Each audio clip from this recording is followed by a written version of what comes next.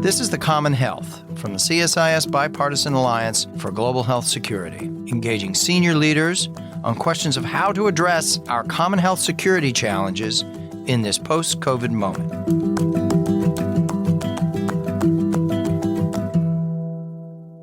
Good morning, good afternoon, good evening. I'm J. Stephen Morrison. I'm Senior Vice President here at the Center for Strategic and International Studies, CSIS in Washington, D.C. This is a program of the CSIS Bipartisan Alliance for Global Health Security. We're delighted today to be able to host Angela Apeagyei and Chris Murray from the Institute for Health Metrics and Evaluation at the University of Washington. I'll introduce them momentarily and to welcome their colleagues who are here. We have been in the habit for several years. This is the 15th year of the Financing Global Health Report from IHME. Congratulations to Angela and Chris and the team for this report. As we'll hear, this is the 15th year. We were in the habit pre-COVID of hosting the annual rollout of the report. COVID got in the way, and now we're back in the swing, and so we're very happy that we've been able to resume this partnership. We typically do this with the Kaiser Family Foundation and Jennifer Cates. Jennifer can't be with us today, sends her regards. In the future, I'm sure we'll be able to bring Kaiser Family Foundation back to the stage with us. Special thanks to my colleagues, McLean Spear, Sophia Hirschman, Michaela Simoneau, Carolina Andrada. From our production team, special thanks to Theo Mitchell, Dwight Gladden, and Chi Yu for all their great work in pulling this whole thing together. And on the side of IHME, we're very grateful to Rhonda Stewart for helping us pull the pieces together for today's event, and delighted to see Joel Dielemon back here with us. Angela Apeagyei is a research assistant professor at IHME in Seattle. She co-leads the Development Assistance for Health Resources Tracking Team, which is a very important team within the IHME ranks, and fundamental to the production of this report. She holds a PhD in Global Health Management and Policy from Tulane School of Public Health, has a master's in international development economics from Yale, and graduated with a degree in economics from Oberlin. Chris Murray is a professor and chair of health metrics sciences at the University of Washington in Seattle, and director there at the Institute for Health Metrics and Evaluation. He's a physician and a health economist. He's pioneered the work of the Global Burden of Disease, Injuries, and Risks, GBD, which is, as I understand, approaching its 28th or 29th year.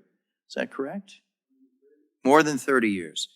And has been obviously at the center of the production of the Financing Global Health reports. And during COVID, we worked very closely with him as he spearheaded new modeling approaches to the COVID management. So what we're going to do here today, Angela is going to come forward and present an overview with some slides of the report, and then we're going to gather here and have a conversation for the balance of the hour, and we'll leave some space towards the end for those in the audience who care to pose some remarks and questions. There's a microphone right here. Please do join us in that phase, those who are here in person, and just keep your interventions brief, please. Thank you. So Angela, please come and join us. Thank you so much for being with us. Thank you, Steve. I'm delighted to be able to be part of this in-person public lunch for the Financing Global Health Report.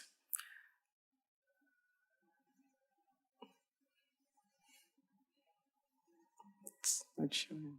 Okay. Before I get into the details of the results from our analysis, I would like to acknowledge three important groups of people: Steve and everyone at CSIS who has contributed to the strong partnership with IHME. Thank you. It's indeed an honor to be back here today. To the Gates Foundation, who have funded IHME generously and funded this work, thank you. And most importantly, but certainly not the least, to the team at IHME who are behind this important global public good, including Joe Dillman and Chris Murray, who have led this work in the past. This year marks the 15th year of IHME's publication of the Financing Global Health Reports. This is the flagship report at IHME that looks at the global health spending, trends and levels, especially in low and middle income countries. This year, we focused on the important topic of debt burden and development assistance for health. COVID-19 upended most of our lives as we know it and had a huge economic and social toll. Many countries took out loans in order to shore up their economies. In the next few slides, I will go over what has happened with development assistance for health during and after the pandemic, and what is currently happening, as well as the implications for rising interest rates on development assistance for health, as well as government spending on health. In 2023, a total of $64 billion was contributed towards development assistance for health. And this is financial and non-financial resources transferred through international development agencies to low and middle income countries, primarily with the intention of improving or maintaining health. The slide you see tells two important stories. One, the evolution of development assistance for health over time, particularly highlighting the dramatic increase in year-on-year development assistance for health as a result of the health-related response to the COVID pandemic, as well as the subsequent decline towards pre-pandemic levels in the levels of development assistance for health, suggesting that the response was similar to the panic and neglect approach that has been used in the past. And so as the emergency phase of the pandemic has ended, resources are now being redirected towards other areas. Secondly, the figure highlights the different areas of health activities that this funding has supported.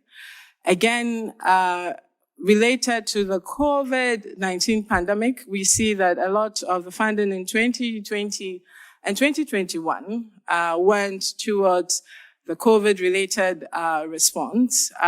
We also see that other disease areas, such as HIV/AIDS, may have suffered some reductions around those times. We do note that current data for 2023 suggests that as the pandemic response has died down, there is resurgence in funding for HIV/AIDS and the other areas. Moving on to the implications of this in relation to the rising interest rates. Up until recent times, the interest rates in most advanced countries had been at historic lows. And this figure highlights how interest payments have increased in relation to levels in 2019. We see from the figure that in relation to 2019, across all income groups, interest payments have increased, especially for low-income countries. That's highlighted in the green line.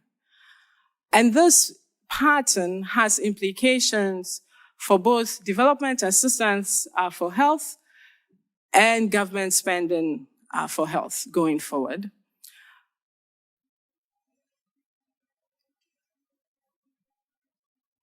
We unpack these pathways in these next two slides. So to start with what we did to understand the implications of the increased interest payments for government health spending, we examined this through estimating expected increases or growth in government health spending going forward. And the figure highlights the results of that analysis.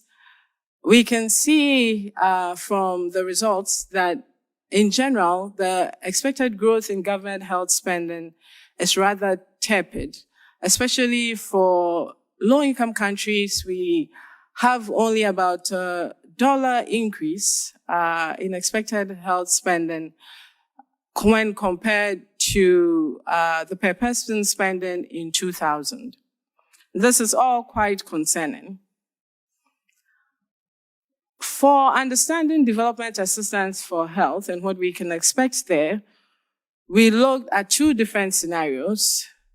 One scenario looking at the implication if governments or donor countries maintain the levels of support they have in the past. And that's reported in the black line. And here we see that if donors continue to maintain that support, we expect that about 50 billion will be raised for development assistance for health in 2030. However, if donors reprioritize other sectors and reallocate resources away from health, we are at risk of seeing only about $37 billion being allocated to health. And what does this all mean for the future of global health financing?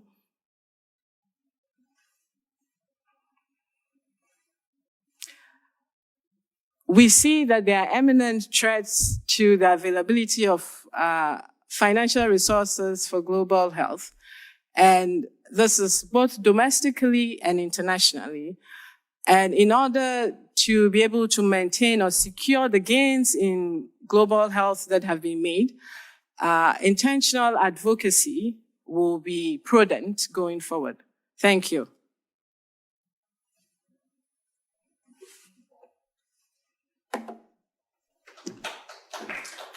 Thank you, Angela. Thank you and congratulations again. I mean, the picture that you're painting in this report is quite mixed. I mean, there's a certain realism to it in terms of the scenarios. You know, the optimistic scenario is still quite modest, right? 4.9% growth over the next 11 years. That's not much. And then the more pessimistic one is one of regression by $11.5 billion.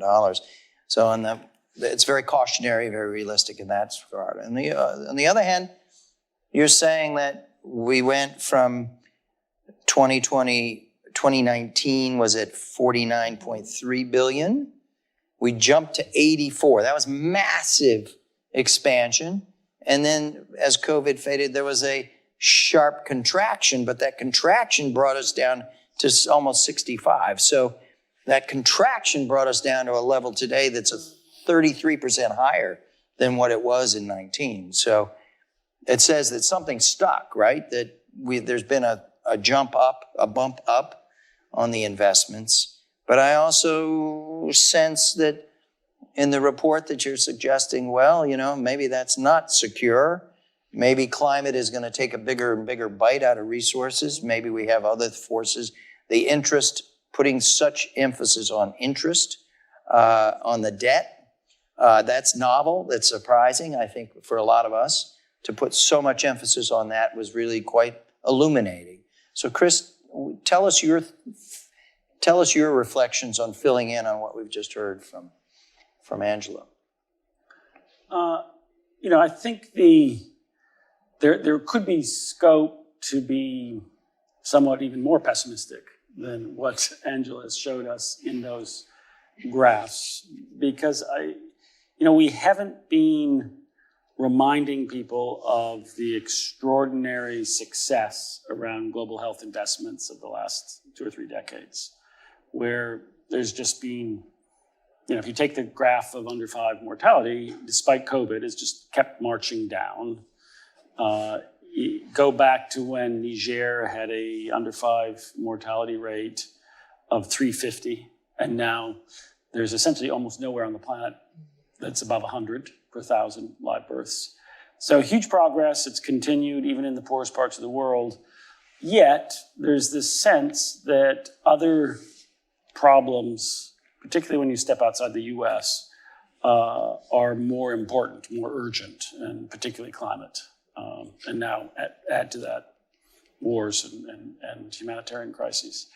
So unless we make a very good case on what the world gets from these critical investments, that seems like there's real risk on the horizon for global health.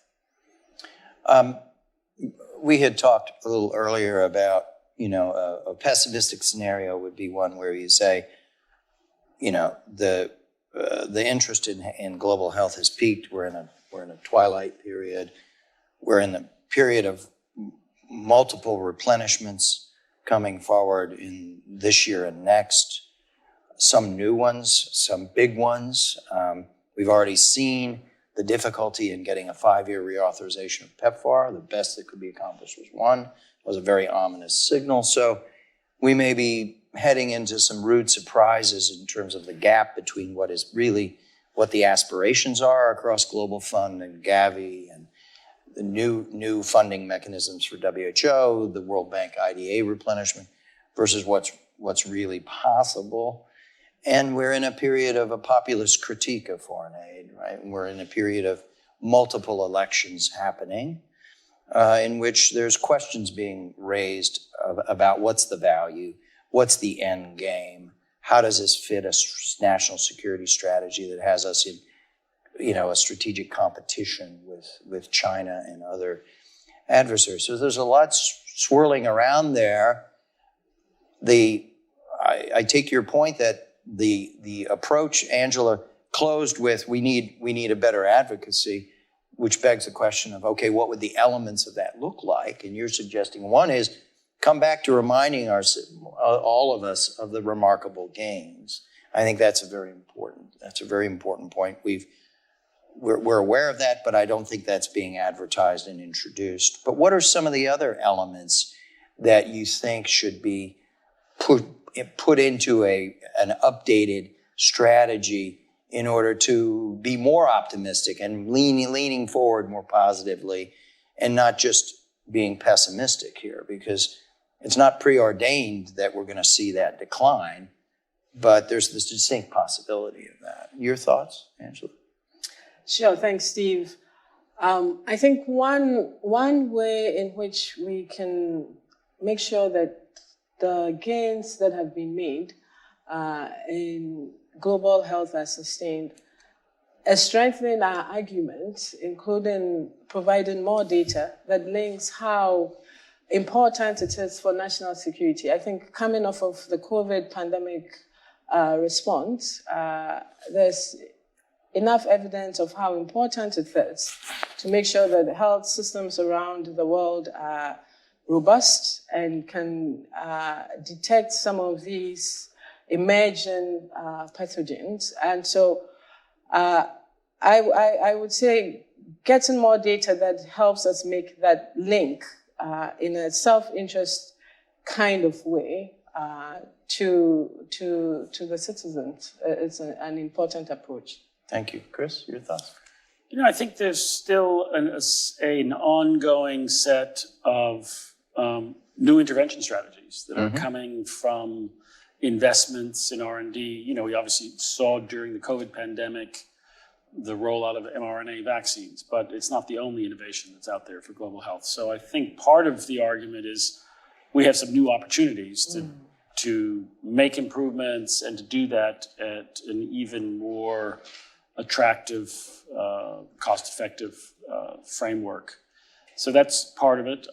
I do think we should, because I think it's true, link investments in health to helping the hardest hit countries in the future from climate change manage their health problems, particularly the food security part of it. And so that can be an argument as well for managing those two problems in some sort of joint way.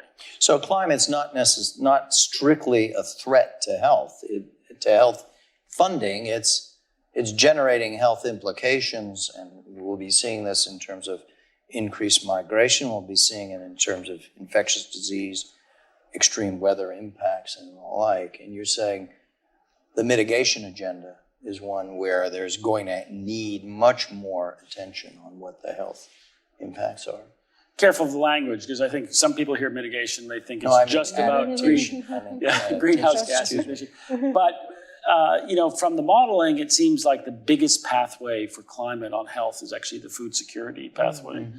And there's a lot of role for intervening on malnutrition, both in children and adults, to help avoid that health burden. And so, yes, it could be if we marshal the evidence and we figure out how to make that case, it can actually help on the health side. Tying the point Chris just made about food security to an earlier point that the area with both the remaining highest burdens is around the Sahel and the desert areas. I see the great opportunity there in making that case related to providing more support to resolve the food security issues and helping simultaneously deal with the health limitations in the Sahel and other areas that still have heavy burdens of disease. Now, we are in a period of very large geopolitical wars, right? We are in the period of Ukraine. We're seeing the continued war of Hamas, Israel, the possibility of it widening with the Iranian confrontation.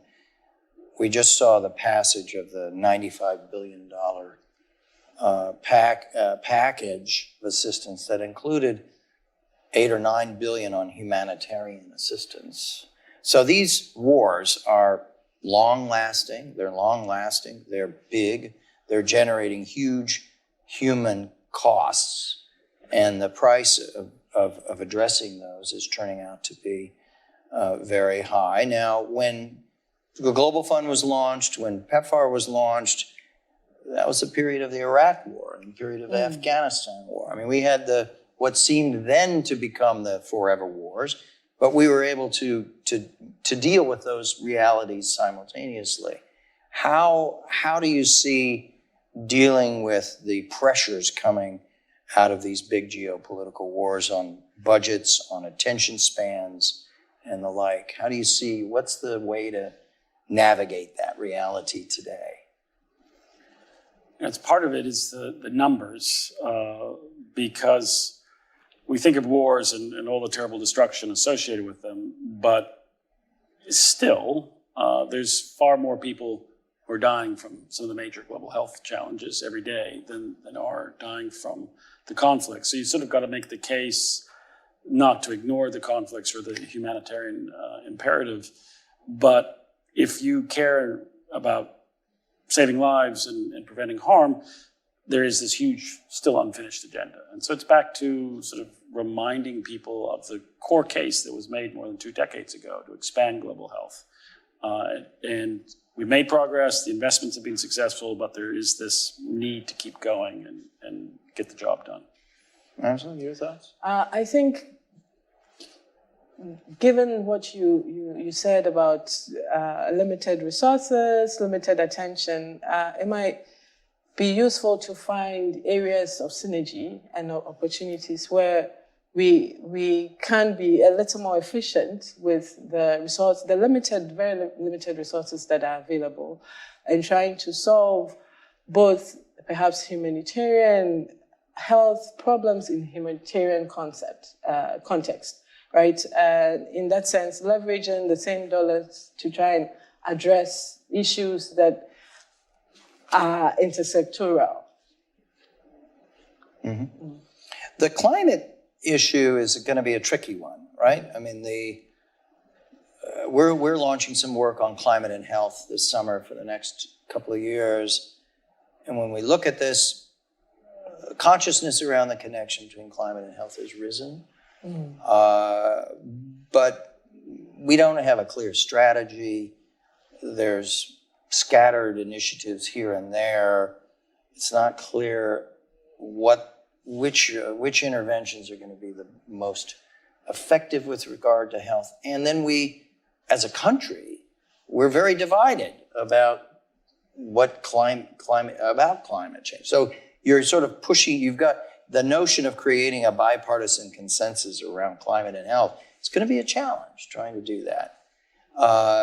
Because people are understandably a little hesitant to sort of take this on at this point in time. Say a bit about the complexities of climate and climate health. Well, we're spending a lot of time thinking about this because for two reasons. First, as part of not the financing work, but part of the global burden of disease work, we forecast out in the future. We're actually publishing this week our global forecast around the burden of disease from everything out to 2050. And as you go farther out, which the climate community, does out to 2100, you have to ask what are all the pathways by which climate change can and is likely to influence health. And so the direct effects of heat are pretty straightforward to capture, heat waves and the sort of increased risk of NCDs and other diseases. It gets trickier when you get into things like floods, storms, wildfires. But again, there's climate modelers who tell us about some trajectories for that, and we can figure out the health risks, and they're important, but they're not huge. The big pathway that our attention's drawn to is this pathway through some places becoming unlivable, and therefore people either stay in those environments. This is in the Sahel, in parts of India, the Middle East, Central America, and end up with greatly elevated rates of child and adult malnutrition, or they migrate. And so there's a lot of work to be done to figure that out. But either way, there's a potentially pretty big health effect through the pathway of malnutrition, increasing infectious disease deaths, and or large numbers of people moving, new stress on the health systems and infrastructure for schools where they move to in shorter periods of time than people are normally, think of public infrastructure adjusting to it. So early days, I think, to figure out all these different pathways. But when you see the floods right now in Brazil, I think that we will see more in the public consciousness the sort of immediate effects of some of the climate changes, or potentially, because of attribution issues. And it'll just keep coming back into the public consciousness. And as we were discussing earlier, and I think you made reference to this, Angela, some of the areas like West Africa, Francophone West Africa, are in fact really in the firing line on these phenomenon, but they're places where we've disinvested or not invested historically as a priority. And the security environment's deteriorated, the governing environment has deteriorated. The U.S. has been thrown out of Niger in terms of its security engagement. The French have been thrown out. The Russians are back in spades. How are we supposed to think? And yet that's sort of a showcase when you think about climate and health. That's sort of a showcase of what the future may look like. The barriers, the obstacles politically and in terms of security are fairly formidable. Say a bit about that. Like, how do you begin to make the case for taking another look at what it means for these parts of the world? I think our best case has been made in the real implications of inactions that we can see, right? Over time in the Sahel and some of these other areas that you already highlighted. And so finding a way to bring it's easy, I think, for us to be removed from the direct impacts of some of these activities because we are not closely engaged. And so finding a way to bring some of this reality into the corridors that we live in, I think will help bring back the focus, bring back the urgency of the importance of addressing some of these issues. Thank you. I want to shift the conversation to the political environment here. I mean, a couple of things that have happened of late have sort of drawn our attention to the question of trying to sustain bipartisan support for global health. I mean, the success of over 20 years of investing in PEPFAR, investing in Global Fund, investing increasingly in Gavi, other areas has rested on a foundation of strong bipartisan support and support coming from foundations, from industry, from public health advocates, from the faith community. Some of that is really starting to unravel. I mean, the one-year reauthorization for PEPFAR was a reflection of several things. One was post-Dobbs, the abortion debate comes forward as a vehicle for critiquing inaccurately, but critiquing, and that gained political will. We've seen the changes in the Republican Party itself, and there's been a generational change. Many of the folks who were present as advocates, present as members of Congress, present as leaders are retiring, and there's a generational shift. There's the polarization and partisanship that came out of COVID around many of the interventions around COVID, that there was a bit of a spillover effect there too onto global health. So all of these things have created a more difficult environment. Many of the conservative critics of foreign aid are emphasizing now, how does this investment fit with our confrontation with China? What is the end game? Do we have a long-term end game? And how do we begin to update our understanding of what the value of the investment is over the long term?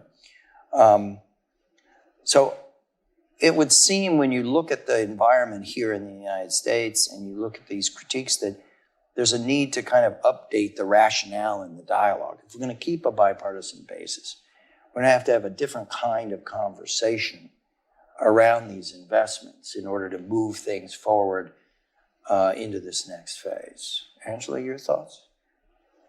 I think I would go back to a strategy Chris mentioned earlier, which is that we do have new interventions. We've also made a lot of progress in the recent past. And to a certain degree, it will be unfortunate if we are not able to find a way to work together to sustain all these gains, so that the gains will be lost. And whenever the environment changes, we'll have to start a little from the scratch and reinvest. And so I think highlighting how much progress has been made with all the previous investment, as well as the new opportunities we have, given all the improvements in technology, to do even more good, will be an important way to try and bring renewed energy into bipartisan engagement. Chris, do you think we have an opening for a different kind of dialogue with conservatives around the future? So I think if you, maybe we need to focus more on the problems that you can only solve if you have a global response.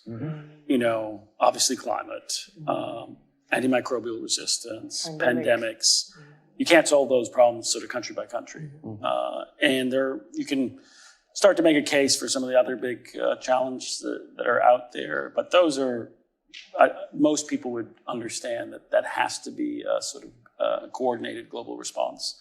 And I wonder if that's the area to look for some sort of bipartisan support of those. But it might mean, if you do that, if you go the route of where, some sort of, I'll use the word with trepidation, collective response is required, that might actually lead you down a path of different priorities than we currently have on global health. But maybe that's one strategy for building bipartisan engagement. Yeah.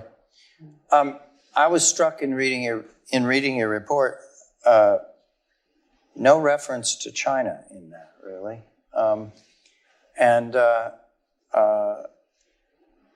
Why is that? And where does China fit in this conversation? Well, Angela will answer on your take on Chinese investments. Yeah, we do in the reports. We do not call out China. That's true, but China is included in the estimates that we generate in the overall calculation of development assistance support. So that's one area. I think in terms of the challenges we have going forward, you're right. China's engagement with low and middle income countries is one area that I think in most circles have been thought of as being a little controversial.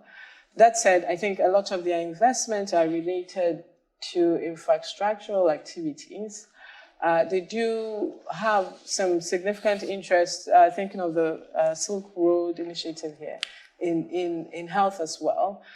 But I think in the short interim, the focus is more on the infrastructural investment, and perhaps the inroads there will be finding ways to equip national governments to manage that relationship.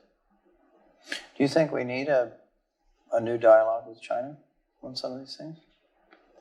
I think it's very hard to ignore China just in terms of its size, its increasing footprint in research, AI. And, they're trying to convince people of their success around COVID management. A separate debate as to that success in reaching out to other countries. And so, we need to have a strategy of how we think about engagement with China. Well, this is part of the work of our alliance, is looking at the in terms of U.S.-China dialogue around health, and global health security. At a senior level, at a ministerial level, there has been no dialogue now for 5 years. And that's a kind of profound reality.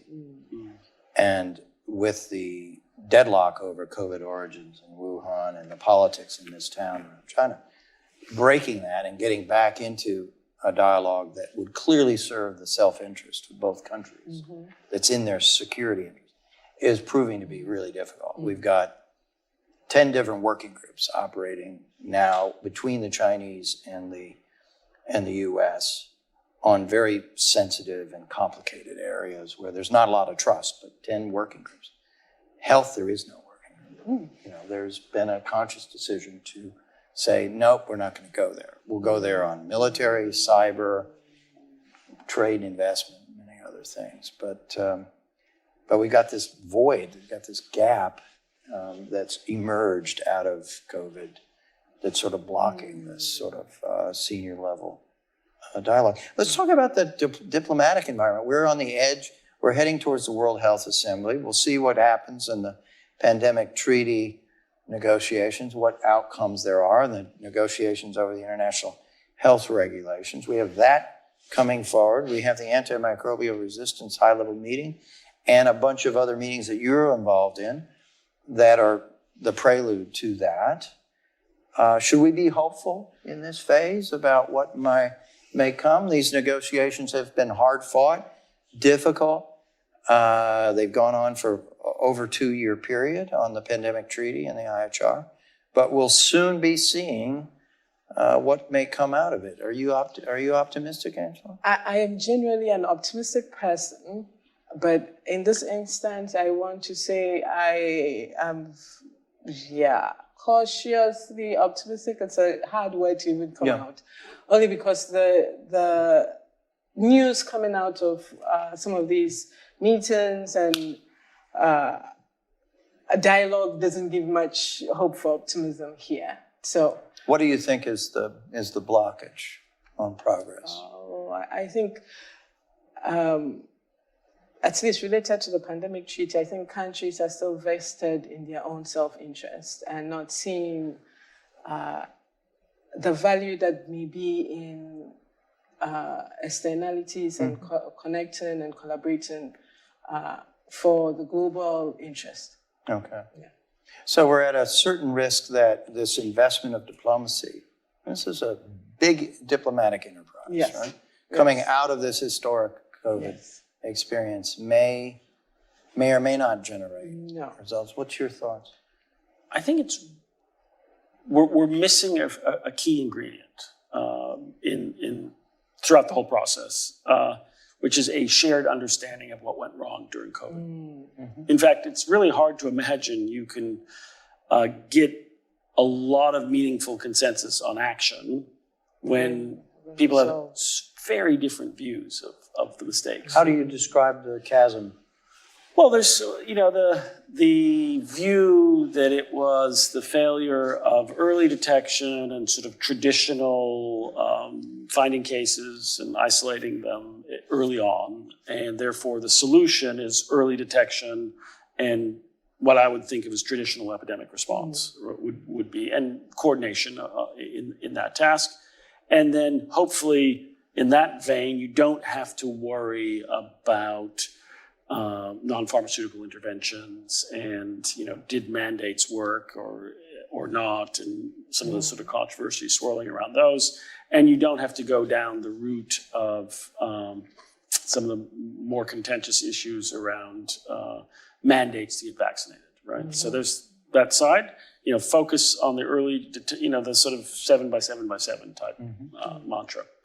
And then there are people who I think are convinced, maybe inappropriately, that there was this huge over-response in terms of the non-pharmaceutical interventions, and they weren't really well justified scientifically and broke trust with the public. And so I think underneath the controversy, obviously there's issues of sovereignty, is people's interpretation of what would we have done differently in December of 2019 into January that would have changed the outcome.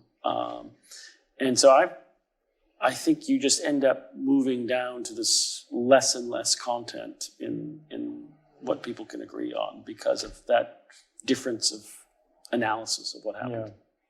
And what can we hope for out of the high-level meeting on antimicrobial resistance?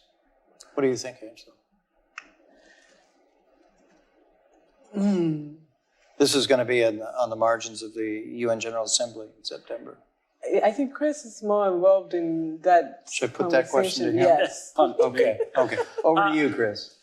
The aspirations are lower than a treaty. I'm pretty hopeful, actually, that the work is being done to bring AMR to people's attention.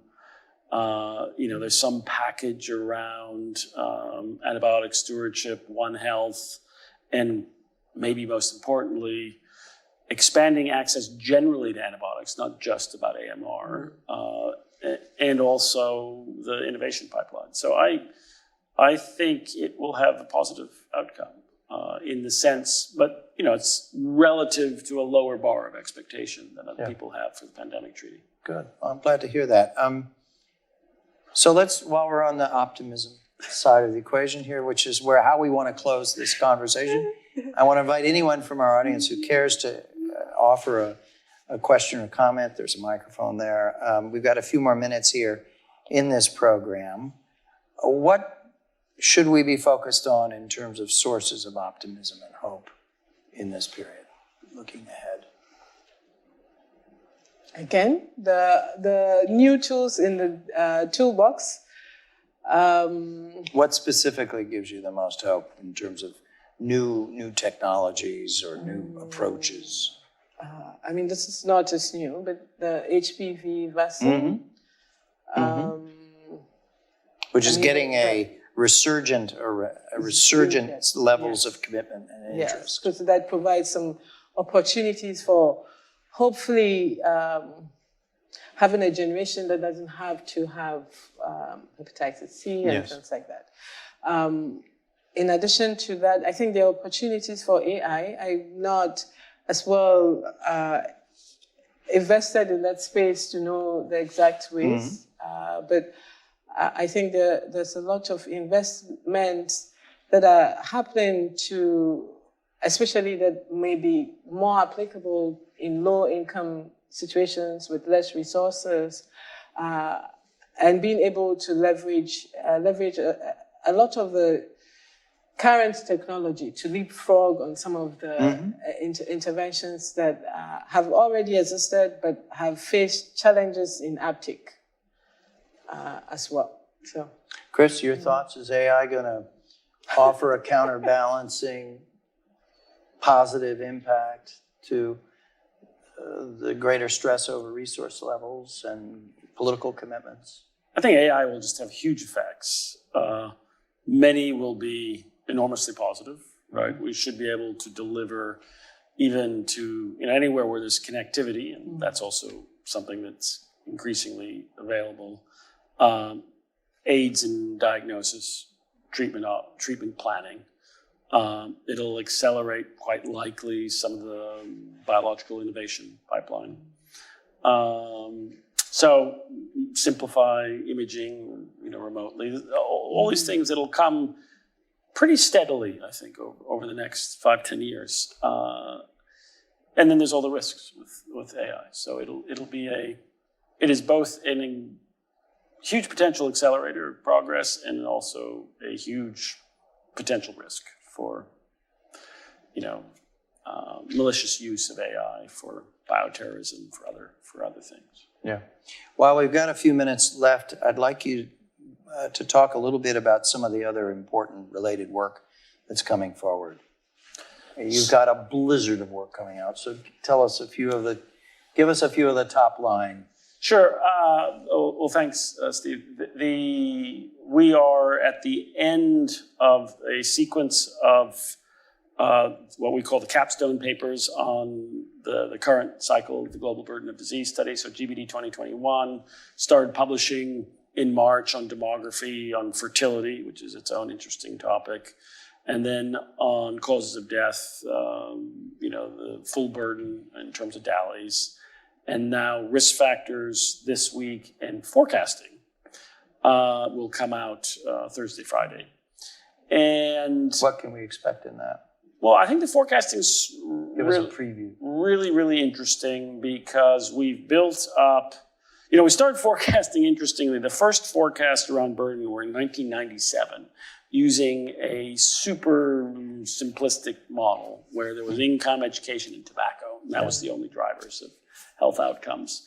And then again at WHO, we did another round, but there's never been another set of full burden forecasts since 2004. So 20 years in the making. A interesting modeling framework that answers both what we think is likely to occur and then a huge what-if platform where you can turn the dials and say, what if we had a former New Zealand-style tobacco-free cohort? What if we did a much better job in air pollution, et cetera? So what's in the actual paper is the reference or probabilistic forecast for every country out to 2050 by cause. And then there is a small number of scenarios just sort of getting at the potential to alter the trajectory. That small number of scenarios includes a big NCD package, which has huge potential benefits, and then others around environmental risks. The headline message is, despite all the doom and gloom that we've been talking about, despite capturing the effects of heat, the direct effects of heat, we do expect continued progress, just as we've had for the last 70 years. And that progress will be slower than in the past. And we'll come back to what's driving that. But progress, nevertheless, there will still be large disparities in 2050 between the poorest countries and the richest, but narrowing. right? So it's generally pretty positive, right? If compared to some people who are coming at these issues thinking we are going to see no progress. Big caveats, the slowdown, where is it coming from? Big chunk of that is the nexus of diet, physical activity, obesity, and blood sugar, driving huge expansion of diabetes. And then there's a component around drug use, which in some countries is exploding and related. And then a component around rising mental disorders and other forms of addiction that all make the progress that we will see less than it could have been. And so, that's the flavor. And I think the thing I'm most excited about is that we're now already lining up a series of other what-if type analyses, a more comprehensive view of all the pathways for climate coming later this year, we hope. What about AMR trends, building that into the forecasts? We have some U.S. policy-related forecasts for the U.S. across states, and already getting requests from different governments for tailored what-if to their context. Thank you. Angela, closing words on the pipeline for your work, things that you've got in the works that we haven't talked about. We're hoping we can do some work trying to understand how climate change issues will impact development assistance for health support as well. So given the interest, at least globally, I think that should be meaningful going forward. So. When will we see that, would you guess? Cautiously, maybe next year or in a year or two. Yes. We still need to locate some funding for that work. Yes. So, Okay. Well, this has been great. Thank you both. Thank you both for coming to CSIS to be with us today. Congratulations on the report. It's a terrific piece of work as usual, and congratulations on all the other great work that IHME is doing. And come back soon. Thank you, Steve. Thank you for listening to The Common Health. If you enjoyed this podcast, please give us a follow and leave a review. To learn more about the CSIS Bipartisan Alliance for Global Health Security or listen to other CSIS podcasts, please visit csis.org.